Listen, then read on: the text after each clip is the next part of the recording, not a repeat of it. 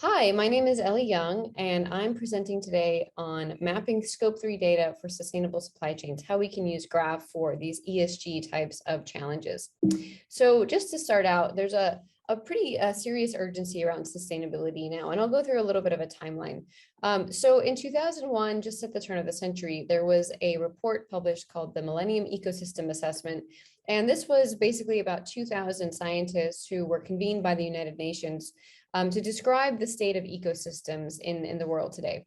And what they found was that most of the ecosystems in the world, which we rely on for ecosystem services like water and food and so on, we're nearing collapse, right? Because we've just kind of been exploiting them for many years without necessarily putting that resource back in. So that was about 20 years ago, a little bit over that. And we have had a whole lot of, discussion. There's been some things that have developed in the last 2 decades around ESG and so on, but really we haven't made a lot of progress on that problem space until COVID happened and we started to kind of think about, what it really looked like to be shaken by a global sustainability crisis like the pandemic. So, and the preceding year, the following year, we started to see McKinsey and BCG and the other consultancy firms, start to publish about net zero and other sustainability concerns. We usually hear about climate, but that's just part of a larger ecosystem challenge that we're facing. In February of this year, we received the most recent IPCC report, which, if you remember, sounded a red alert for humanity. We are facing climate disaster, and the scientists that are sort of measuring this are seeing that the changes are happening much more quickly than we thought. And of course, we're not really making the same changes in our behavior as quickly. So now there's a lot of kind of initiative around these concerns, especially because we're starting to see, disasters happening more regularly and more severely, and there's water concerns and so on. So the SEC has just proposed climate-related disclosures. There's other regulation that's come from Europe, specifically in Germany, around mapping out the entire supply chain for large companies. There's a movement towards really treating sustainability with serious concern as it needs to be treated.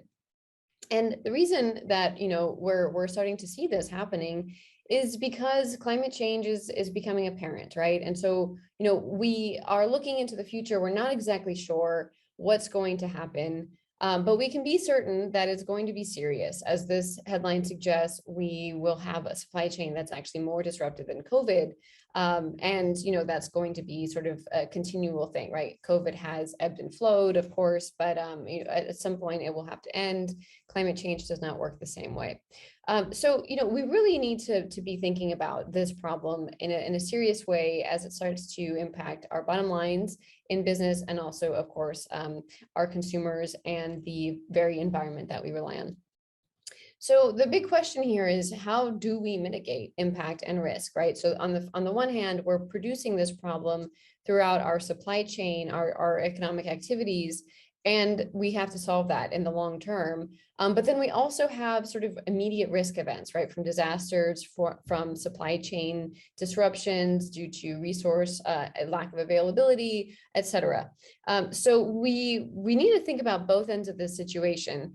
And what's interesting is that they actually coalesce. There's a single frame where they meet, and that's the massive sort of global supply chain infrastructure, which of course is very hard to discern in its entirety. But essentially, all of the impacts that we think about in the economy are coming from the supply chain activities. And also that's where we would be experiencing risk events, right? That might affect individual companies in serious ways. So this is sort of what we call Scope 3 data, or Scope 3 problems. Usually the scopes, Scope 1, 2, and 3, are used to describe climate change and the emissions that happen. But really, we need to be thinking about the entirety of the environmental problem, which means climate, and that also means the biodiversity and ecosystem collapse, the deeper biological issues. And so when I use Scope 3 here, I'm thinking about not just emissions, right, but just impact sort of throughout this entire space.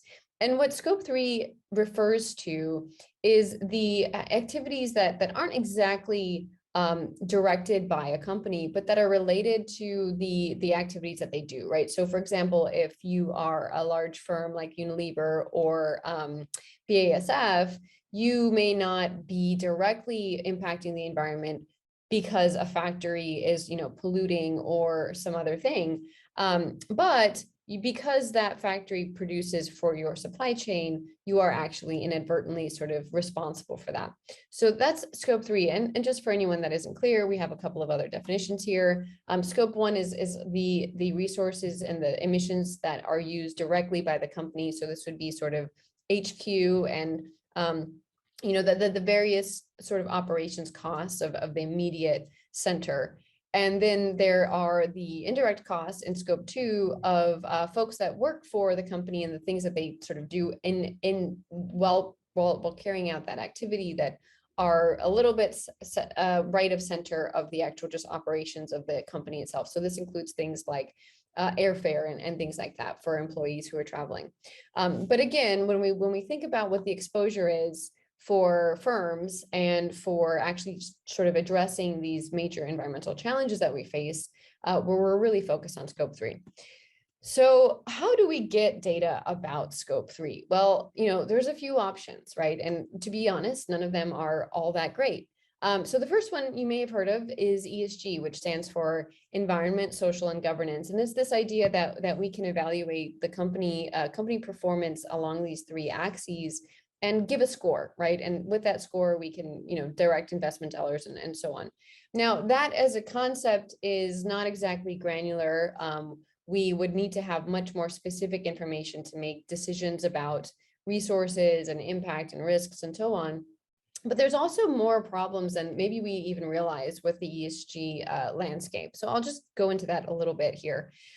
So if you've been a user in the ESG landscape, and this we can imagine is sort of the front end versus the back end, right? You're consuming information that's coming through various metrics and reporting agencies and analysts and so on. The S&P and many other groups have an ESG metric or an ESG index.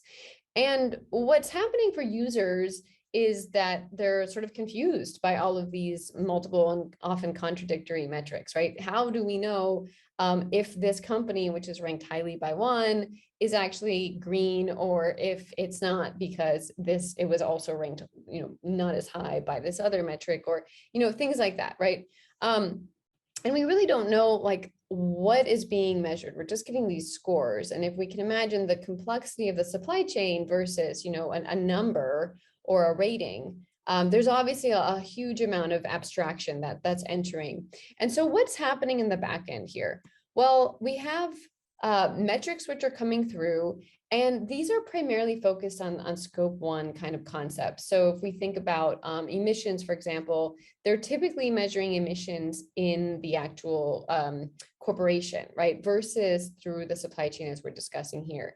And there's other kinds of, just very simplistic metrics or schema or concepts in the schemas of these metrics. So, for example, biodiversity may be featured with a Boolean, right? True or false. And if we take a step out, we think about this, we're in a catastrophic biodiversity loss. There's, this is, I think, the 6th extinction event of the world. We're losing a whole lot of insects, which are obviously susceptible to all kinds of economic activity. And yet I've seen ESG metrics that basically state that there are no companies that are causing a biodiversity crisis. So how do we, sort of reconcile the information that we're getting from the economy versus what we're getting from scientists? It's really not happening in the ESG space. And part of that is because the expertise, just is not so deep there yet. And also the data that's coming through is sort of, it's what can be found. So in many cases, it's just web scraped from companies, their actual, websites, or sometimes their reports that they put one together specifically for sustainability. And what's happening at the companies is that a lot of times, folks aren't exactly sure what they should be thinking about or measuring or how to measure it and so on. This is a highly new, highly dynamic, highly complex space.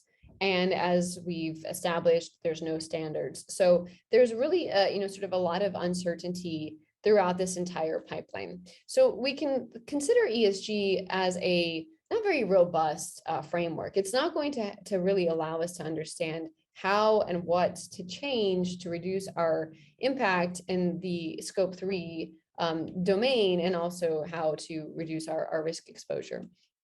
So the next option we might think about are governmental statistics.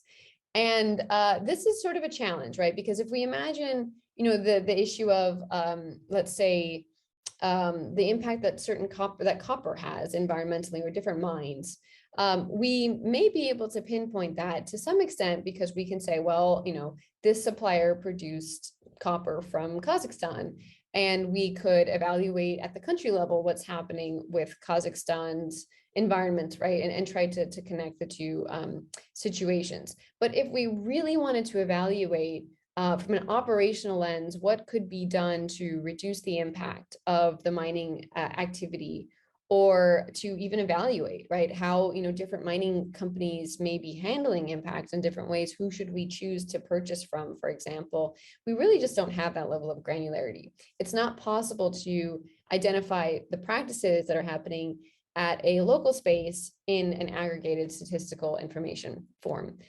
So that's not so great for actually informing us of opportunities. The last option is proprietary data. There's all kinds of data that's collected, and in many cases, it's quite granular and even robust, but it can be expensive in a lot of different ways. It's expensive to discover it, to find actually where it is, who's collecting what, to then purchase it. Often these are, quite steep subscriptions. And even once you have these things, you have to integrate that, right, with multiple other data sets. And that's one of the problems that Graph is uniquely able to solve. So that can be an option for identifying, sort of the things to start to manage. But we could also do something a little bit more straightforward, in my opinion, which is distributed reporting, right? What if we actively empowered our own supply chains, our factories and so on, to tell us what they were doing in that scope 3 domain? So this is a poster that we presented at OntoCommons, which is a European workshop in November of last year. And we basically described the concept here of producing an ontology that could power a small app to basically allow, very simple sort of representations of data, of resources and processes and distribution and other activities that rely on some kind of resource and produce some kind of impact. So we could begin to map out what's actually happening and where and who is better and worse, and what the opportunities are, and where there's waste, and how this connects to other types of issues like social impacts, or, again, very concerned or sort of distressed environmental conditions and things like that. So I'm going to share a little bit about what this would kind of look like in the back end, in the graph. So imagine that we have this supply chain, and then we have this little app that's connected to a graph, right? So we can define locations where, we could start out with just countries. We could, if we were working with a company, define the locations where they know they have suppliers and that kind of thing, activities and so on. And we can say, well, we know that there's a factory here, right? And we could ask that factory in the ontology to tell us what factories they're affiliated with. Where do you get your supplies? Who do you pass your outputs onto? What does this look like? And then we can also add in information about resource use. So, what are you using, right? When you're producing whatever it is that you do produce at your factory, do you use wood, metal, energy? How much? Where is it coming from, right? What country, what supplier, and so on. This is all relatively straightforward information that most factories should be able to provide relatively easily. And even though it's quite simple, being able to map that out, right, and contiguously connect it across multiple instances of this app and this connected ontology would give us a pretty robust, granular framework for identifying what's actually happening in the scope 3 space. And there's really just no data that does this at the moment, right? If there is collected, it's hard to get, but there really isn't that much impetus to do this, because it's such a new field and it's such a large space and so, sort of fraught with complexity. So we can also add other pieces of production to this. We can talk about production processes. There's various types of activities that are done, and we can probably associate a kind of a ballpark impact with those activities, like steelsmithing, for example, which is a highly challenging activity to replace with sort of a green alternative, because it uses such high temperatures that we really can't electrify that. And also we can talk about, sort of other processes beyond the initial factory. How does this get distributed? What's the resource association with those different kinds of distribution costs? And we can even think about retail and waste and all of these other sorts of sustainability concerns. So once we have all of this information, we can then apply another layer of data to think about where there might be climate risk, right? So we have data about what kinds of hazards and changes, environmental changes that we're seeing in terms of weather. We can apply that to location. And once we have a mapped out sort of representation of the supply of the scope 3 domain in the supply chain, we can also compare that to the locations in which specific factories are based, or specific suppliers, or specific individual raw resource spaces. So for example, the mines that are necessary for certain kinds of minerals or metals and so on, how are they doing? Are there risks that we can anticipate on any kind of vector, environmental, and then how that might also produce social, cultural, and other types of risks, political risks, and so on. And we can also map this out to the traditional ESG concerns. So things like climate change that we are using metrics to measure, we can connect that to something a lot more granular, actually, and distribute this, sort of between the different resources, right? Because biodiversity does not influence energy so much. There's a little bit of overlap, especially if we think about sort of wind projects and their influence on animals and things like that. But for the most part, there's sort of different relationships between these different topics, and we can identify that to make the ESG metrics also a lot more maybe interoperable and easier to navigate.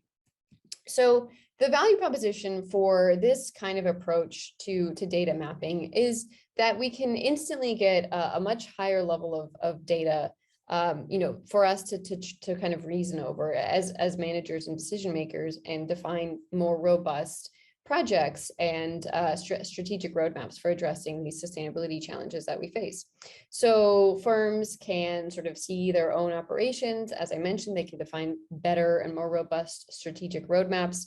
They can also define their risk exposure, right? And maybe that will influence business model transition or allocation of funds for certain kinds of preparation and so on. And also this will help to report to regulators. So as I mentioned at the beginning of the talk, Germany is already requiring that that the supply chain through scope 3 is reported on, right? And this is not exactly an easy thing to just sort of implement and do. So this kind of investment would be a foundational layer for the regulation that we can expect to increase as we go forward. And of course, this can also help to report, more robust information to investors for companies that are particularly interested in emphasizing their sustainability profile.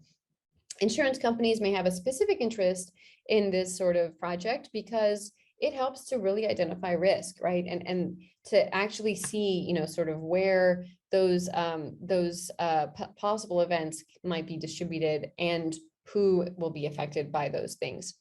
There's also a layer here of interoperability, as there are with many graph projects. And so it's possible too that we could bring in sustainability science from academia and other types of experts, maybe consultants and so on, to provide additional context through that geographic layer. So once we know where there's sort of each factory is based, we can then apply a whole lot of other governmental information about risks and other kinds of considerations like soil quality and chemicals in the atmosphere, maybe, and other kinds of things like that. And so I'll just briefly talk about an actual specific project, which I am also working on. And this is called the Nowhere Graph. It's based at UC Santa Barbara. And basically what they've done, and I'll show you a couple of interfaces here. There's a really large graph. It's about 13 billion triples. So, the size of Wikidata. which is the linked data version of Wikipedia. And what they've done is they've integrated 27 layers of geographical data, mostly in the United States, but there's also some coverage for international, and there's also interest to develop that further. And this is data that ranges from soil quality to hazards that have happened in the area. There's a disaster relief use case here that they've sort of emphasized with their partner Direct Relief, as well as information about human populations and so on. And so this is a really robust sort of integration that already exists, which can be used to apply more rigor or more context to the kinds of evaluations that companies also are now undertaking. And that can also be built on, right? So the Nowhere Graph has the goal to build an open source community around the graph to continue to receive more data entry and so on. And so there might be even more specific, sort of curated focuses that various academics might be able to share information about. Also, if we think about the broader context within and between industries, data knowledge can be shared interoperably if we have a graph backbone and sort of a standardized language for that. As well as, and this is sort of just a nice, potential bonus if there is a company that is interested to undertake this. This project can be a foundation, right? As can any graph project for any other kind of graph activity that may be harder to undertake, right? Because it's more complex, it requires data integration inside the firm. So, what often happens when companies are interested to undertake their first knowledge graph project is that a POC, a relatively small use case, is defined. That's done, that is, is sort of launched, hopefully it's successful, and then it builds support for additional projects which can just extend that graph. So this is a kind of a nice possible way to approach that if you're not really sure, if you're interested to explore graphs, but you're not really sure how to, because sustainability is, sort of this new domain that's applicable to really every company. And it doesn't require a lot of integration internally, right? Distributing this through your own supply chain might have some of its own challenges, but you're not talking about wading into the data lake with hundreds and millions of files that need to be integrated somehow.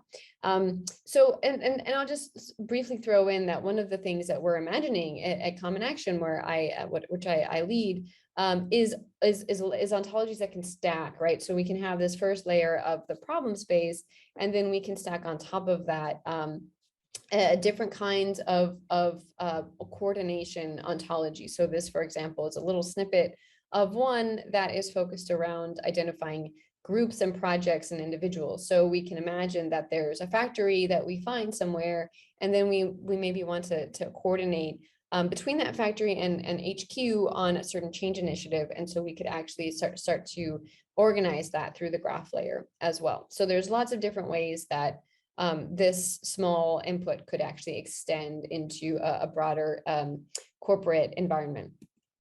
So that's kind of where we are right now. The next steps for us in developing this concept are to actually produce a POC with a partner in industry. If you are interested to discuss that, please feel free to reach out to me, as well as any sort of general questions that you might have about sustainability in your enterprise. Again, it's very urgent that we start to think about these things in a serious way, beyond maybe just sort of checking boxes, to recognize that there are real risk events that we will be facing in the near future. So if there's, sort of questions that you have about how to get started on that journey and so on, I'm happy to be a resource for that. Thank you very much. Hope you're having a great time here at Tiger Graph's Graph+AI Summit. And I will be in the chat to answer questions, and hope to hear from you if you'd like to know more about sustainability. Thank you very much.